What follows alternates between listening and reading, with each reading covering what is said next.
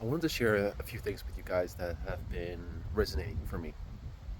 So, one is around anxiety.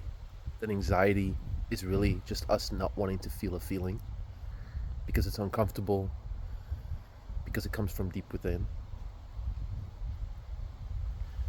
In many ways, maybe we've been running from it. So, that's anxiety. And the second thing is based on a Dutch saying, and it's something along the lines of: de soep wordt nooit zo heet gegeten als die wordt opgediend.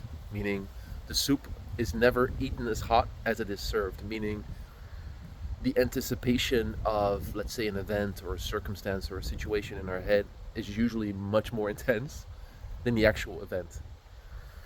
And within the human design, particularly from a deconditioning standpoint, that's been so true for me.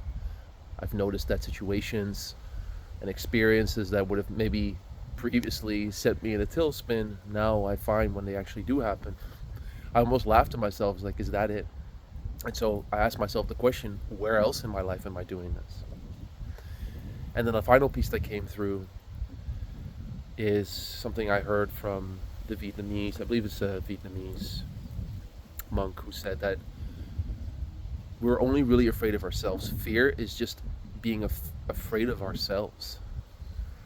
And that ties in potentially to these feelings that we feel and these deeper parts of us, these situations that we perhaps avoid.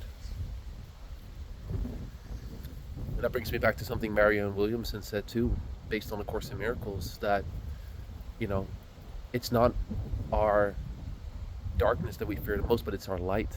You know, we are powerful beyond measure, and it's really that fears. We fear our light, not our darkness. In other words, it's the power that we have that we fear for whatever reason. Conditioning, comparison, maybe events from the past where we were told we were wrong in some way.